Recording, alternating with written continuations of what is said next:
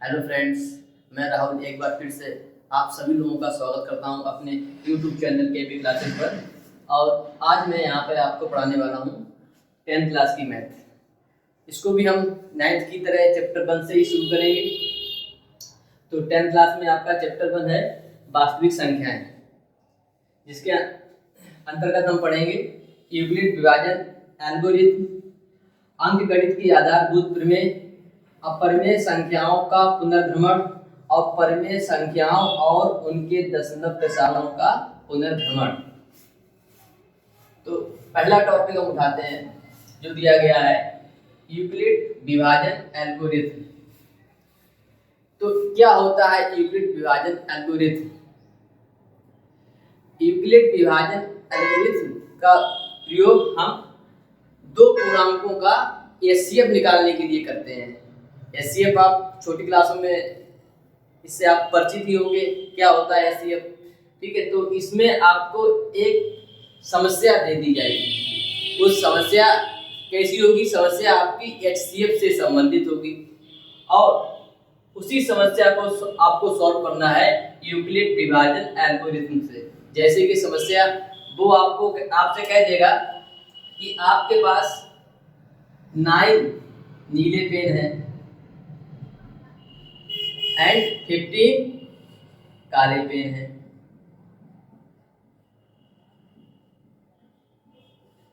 तो इन पेनों को एक अलग अलग बॉक्स में रखना है और अलग अलग बॉक्स में नीले पेन और काले पेन के नंबर्स बराबर होने चाहिए। नीले पेन और काले पेन के नंबर्स बराबर होने चाहिए। तो ऐसी कंडीशन को सॉल्व करने के लिए हम हमेशा एचसीएफ निकालते हैं। तो अगर हम छोटी कक्षाओं में जैसे एचसीएफ निकालते थे, ऐसे अगर अच्छे एचसीएफ निकालें तो 9 और 15, तो 9 3 3 जा 9, 3 बन जा 5। तो ये आपका आ गया 3 मल्टीप्लाई 3 और 15 का आपका आ गया 3 मल्टीप्लाई 5। तो इस तरीके से हमने एचसीएफ निकाला। तो इसमें सबसे छोटा कॉमन फैक्टर देखते हैं। तो सबसे छोटा कॉमन फैक्टर यहाँ पे क्या है? कॉमन तो 3 है, ठीक है, और इसकी पावर भी 1 है, इसकी पावर भी 1 है, इसकी पावर भी 1 है, इसकी पावर भी 1 है। तो इन सब में सबसे छोटा कॉमन फैक्टर 3 है। तो इसका एचसीएफ क्या हो जाएगा? 3 हो जाएगा। इसका एचसीएफ क्या हो जाएगा? 3 हो जाएगा। अब उसको पेनों को हमें किस में रखना था? बॉक्स में रखना था। तो हम 3 पेन करके रखेंगे तो हमारे सारे बॉक्स में पेन आ जाएंगे। जैसे कि हमारा एचसीएफ आया 3, नीले पेन हमारे पास 9 हैं, तो एक बॉक्स में कितने पेन रखेंगे हम? 3, दूसरे बॉक्स में भी 3 और तीसरे बॉक्स में भी 3 पेन। इधर अगर काले पेन को रखना है हमें तो पहले बॉक्स में भी 3, दूसरे बॉक्स में भी 3, तीसरे बॉक्स में 3, चौथे बॉक्स में 3 और 5वें बॉक्स में भी 3। तो इस तरीके से आपने देखा कि नीले पेनों के लिए 3 बॉक्स बनेंगे और काले पेनों के लिए 5 बॉक्स बनेंगे। तो इसमें पेनों की संख्या प्रत्येक बॉक्स में कैसी है? बराबर है। तो इस तरह की कंडीशन को सॉल्व करने के लिए हम क्या निकालते हैं? एचसीएफ। इस तरीके से एचसीएफ आप छोटी क्लासों में निकाल चुके हैं। तो आज इसी एचसीएफ को हम यूक्लिड विभाजन एल्गोरिथम से निकालना सीखेंगे। तो क्या होता है यूक्लिड विभाजन एल्गोरिथम? आइए देखते हैं। इस मेथड से आपको वो इस तरह का सवाल पूछेगा, 9 और 15 का एचसीएफ यूक्लिड विभाजन विधि से निकालिए। यहाँ पे 9 और 15 क्या है? 9 और 15 दोनों धनात्मक पूर्णांक है। देखो इसकी जो डेफिनेशन है उसमें भी लिखा है, दो धनात्मक पूर्णांकों का एचसीएफ निकालने की ये क्या है? तो यहाँ पे 9 और 15 आपके क्या हो गए? 9 और 15 आपके दो धनात्मक पूर्णांक हो गए। तो यहाँ पे इसकी तो इस विधि से हम इसको मासा निकालेंगे। ठीक है, 9 और 15 का एचसीएफ निकालेंगे हम किससे, यूक्लिड विभाजन विधि से। तो जिन पूर्णांकों का मासा निकालना होता है उनकी पहले हम कंपेयर करते हैं। यहाँ पे 9 है और यहाँ पे 15 है, तो कंपेयर करके हमने देखा कि यहाँ पे क्या है, 15 हमारा बड़ा है।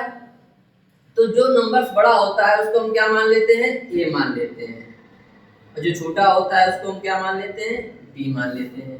तो अगर हम a इक्वल लिखेंगे, जैसा कि हमारा फॉर्मूला दिया गया है, a equal b q plus r, तो a हमारा क्या है 15 इक्वल, अब b हमारा क्या है 9, तो 9 में अगर हम, अब q क्या है, अब देखिए इसको हमें यहाँ पे q की वैल्यू कैसे रखनी है, इस चीज को मैं आपको यहाँ पे समझाता हूँ।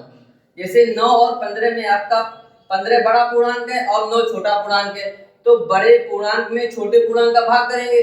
तो अगर हमें भाग करना होगा तो इस टाइप से भाग करेंगे, 9 का भाग करेंगे हम 15 में, कितनी बार जाएगा, एक बार, 9 एकम 9, कितना बचेगा आपके पास 6 बचेगा। तो भाग आपका जितनी बार जाता है यही नंबर आपका क्यू क्या हो जाता है, क्यू से कहते हैं भागफल।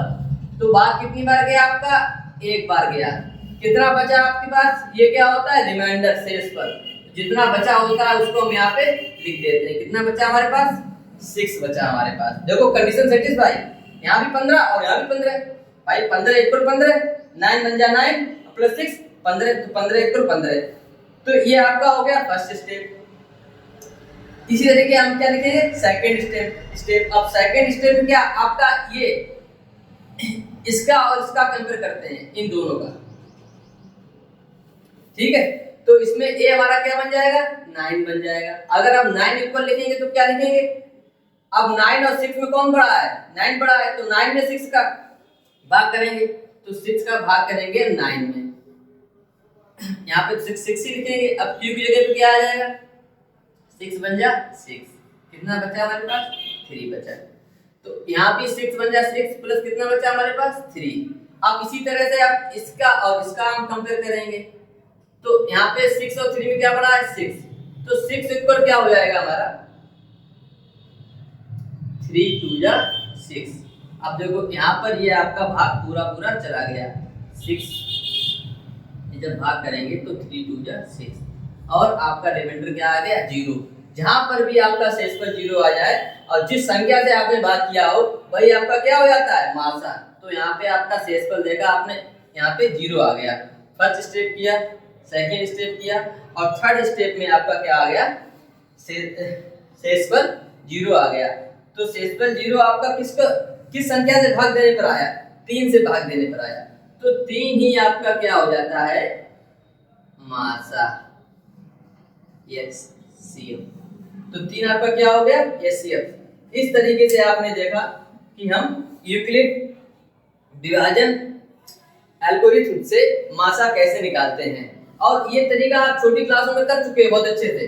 देखिए मैं आपको दिखाता हूँ, ये वही तरीका है, बस उसको हम क्या है थोड़ा एडवांस लेवल में स्टेप बाय स्टेप लिख देते हैं। जैसे कि हमें 9 और 15 का मासा निकालना होता है, तो 9 15 का मासा हम भाग बीज द्वारा कैसे निकालते हैं, ऐसे निकालते हैं, 9 का क्या करते हैं 15 में भाग करते हैं, 9 बन जा 9, कितना बचा 6 बचा। अब क्या करते थे, इस 9 को यहाँ पे रख देते थे, तो 6 का 9 में भाग हो जाता था, तो ये क्या आता था 6 बन जा 6, कितना बचा 3। अब नेक्स्ट स्टेप क्या करते थे, 6 को यहाँ पे रखते थे, तो 3 2 जा 6। इस तरीके से भागफल विधि द्वारा आपने मासा निकाले होंगे छोटी क्लासों में, तो जिससे भाग हमारा पूरा पूरा चला जाता था और शेषफल हमारा 0 आ जाता था, वही तुम्हारा मासा हो जाता था।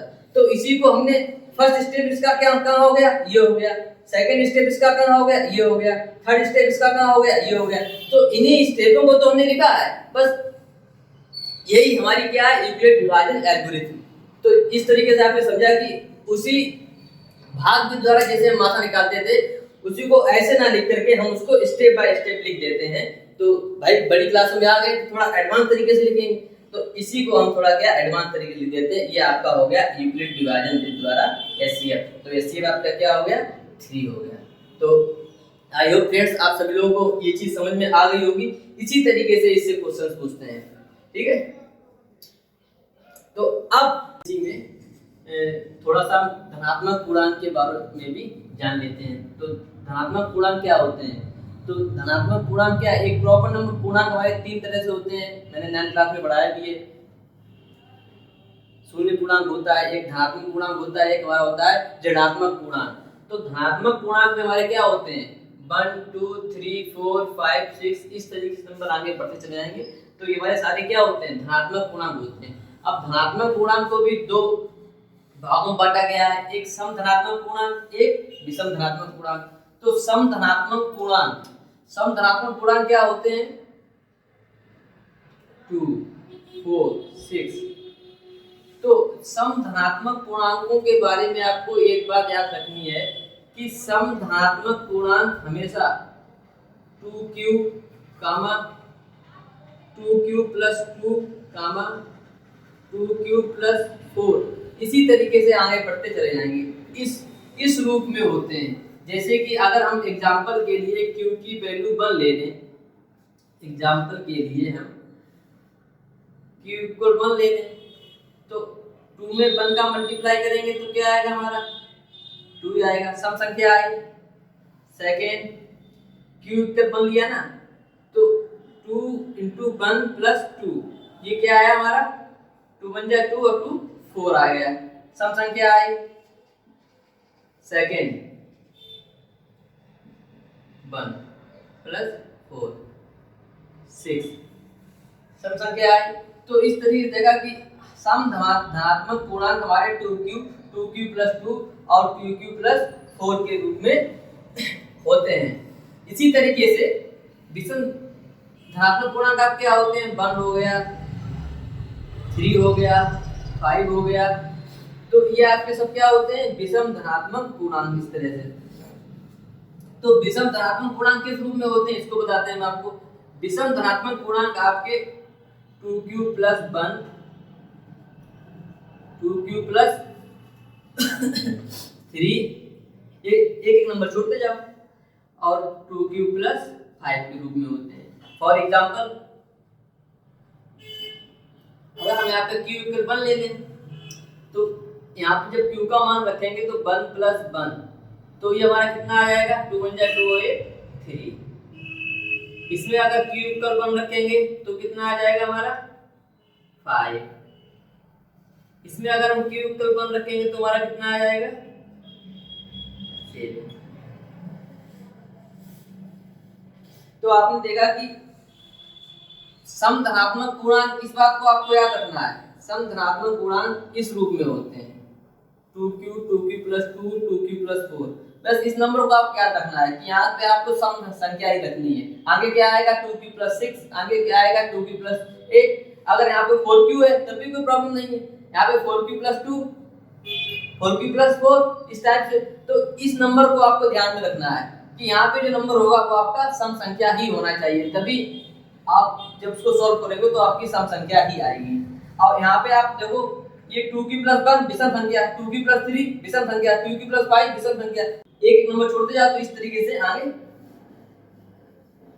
और विषम धनात्मक पूर्णांक 2q + 1, 2q + 3, 2q + 5 इस तरीके से एक एक नंबर छोड़ते जाओ, ठीक है। तो यहाँ पे इतनी बात आपको याद रखनी है कि आपके सम धनात्मक पूर्णांक उस रूप में होते हैं और विषम धनात्मक पूर्णांक इस रूप में होते हैं। ये कभी-कभी आपको ऑब्जेक्टिव में क्वेश्चंस इस टाइप का पूछ देता है, तो इसको आपको अच्छे से याद रखना है, ठीक है।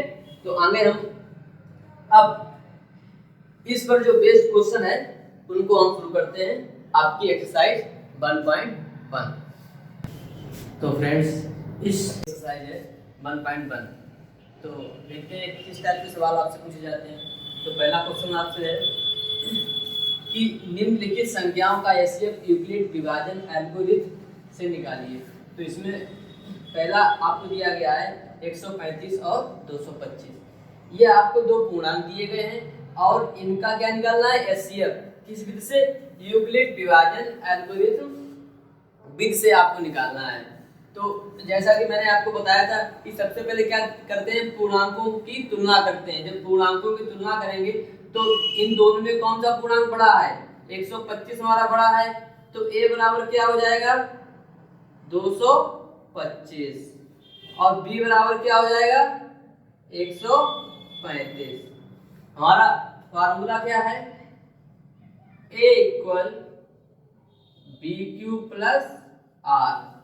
ए क्या है 225, बी क्या है 135। ये कितनी बार जाएगा, ये इसमें एक बार जाएगा। कितना बचेगा हमारे पास 135 बन जा 135, और इसमें बचेगा 90। जिसको नहीं आता है वो अपना रफ कार पर करके यहाँ देख सकता है। कैसे कि 135 का भाग जब 225 में करेंगे तो ये जाएगा 135 बन जा 135। कितना बचा हमारा इधर 12 में 3 गया कितना 9, कितना बचा 90। तो 90 हमने यहाँ पे लिख दिया। सेकंड स्टेप में क्या मैंने बताया था, इन दोनों की कंपेयर करते हैं, इन दोनों की कंपेयर करते हैं तो बड़ा नंबर क्या है 135, तो ये हमारा क्या बन जाएगा ए बन जाएगा, और 90 हमारा बी बन जाता है। तो 90 तो 90 बन जा 90 प्लस कितना बचा हमारे पास 45।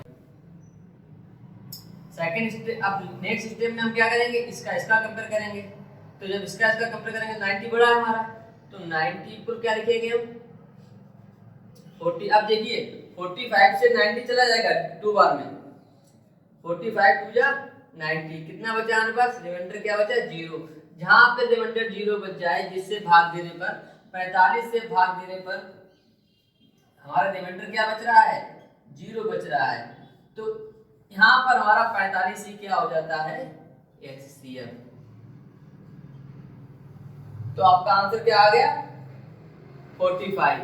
इन दोनों पूर्णांकों का HCF क्या है 45। इसी में हम सेकंड सवाल देखते हैं। और 255, तो इन दोनों में क्या नंबर बड़ा है हमारा 867। तो A इक्वल क्या हो जाएगा 867 और B इक्वल क्या हो जाएगा 225। लगा देंगे formula B multiply Q plus R। तो A क्या है 867 इक्वल B 225 मल्टीप्लाई Q। तो 3 बार में चला गया पूरा और बचा 102। तो 3 बार में चला गया पूरा और 102, 102 हमारा क्या बचा रिमाइंडर बचा। अब क्या करते थे इन दोनों का कंपेयर करते थे। इन दोनों क्या बड़ा है 225, तो 225 को यहाँ लिख लेंगे। इधर क्या करेंगे 102 हमारा B बन जाएगा।